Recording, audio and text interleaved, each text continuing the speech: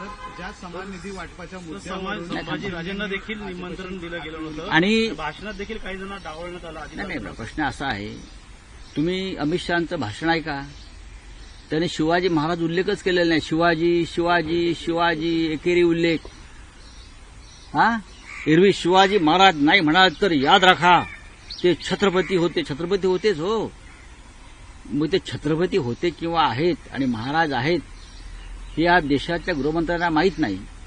आणि ते रायगडावरती येऊन शिवाजी महाराजांवरती महाराष्ट्राला ज्ञान देतात. हे कुठले ज्ञानदेव आम्हाला ज्ञान देणारे? या ज्ञानाची आम्हाला गरज नाही. आमच्या महाराष्ट्राचे ज्ञानदेव आहेत स्वतः.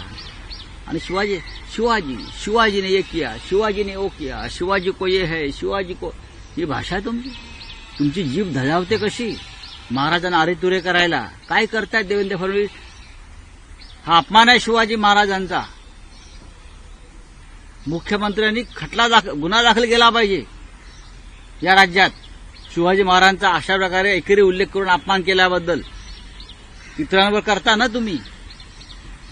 देशाच्या गृहमंत्र्यांना, गुजरातच्या नेत्यांना अभय आहे का शिवाजी महाराजांचा अपमान त्यांनी करावा आणि आम्ही सहन करू? कुठे आहेत ते एसएनसीवाले? एसएनसी पक्षाचे लोक कुठे आहेत? फालतू नकली हिंदुत्ववाले. शिवाजीने हे केलं. मग ही मुभा सगळ्यांना आहे का? इतरांना तुम्ही प्रश्न विचारता ना. डरपोक भित्रे लोक आहेत आणि यांचं छत्रपती प्रेम हे ढोंगी आहे. संभाजी महाराजांना देखील आमंत्रण का नाही हो? संधी देखील डावलण्यात आली आहे. मला त्याच्याविषयी काय मला म्हणायचं नाहीये.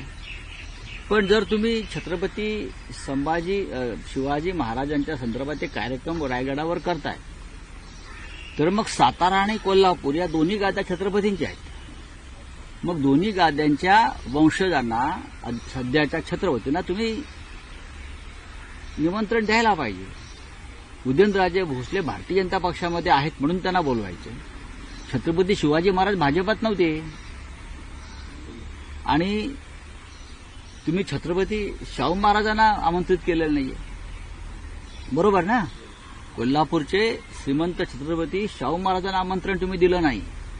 तुम्ही कोल्हापूरचे छत्रपती संभाजी राजांना आमंत्रण दिलं नाही. तुम्ही कोल्हापूरच्या गादीला निमंत्रण दिलं नाही. फक्त जे महाराज वंशज भाजपची हजी करतायत तुम्ही त्यांना निमंत्रण दिलं. छत्रपतींचा आत्मा त्या समाधीतून तळमळत असेल. हे अमित शहांचं आणि देवेंद्र फडणवीस यांचं राजकारण पाहून जे तुमच्या पक्षात गेले त्यांना तुम्ही बोलवता. काय संबंध आहे? तुम्ही शाहू महाराजांना सन्मानानं बोलवायला पाहिजे होतं कालच्या कार्यक्रमाला. तुम्ही छत्रपती संभाजी आहेत आमचे, त्यांना सन्मानानं बोलवायला हवं होतं. तर त्यांनी त्यासाठी तुमच्या पक्षात प्रवेश केला पाहिजे का? हे कोणतं धोरण आहे तुमचं इतिहास आणि या राज्यासंदर्भात? फाईल संदर्भात देखील फाईल पास होत नाही बोलिये. लोकशाही मराठी ऐका, पहा, जागरूक रहा.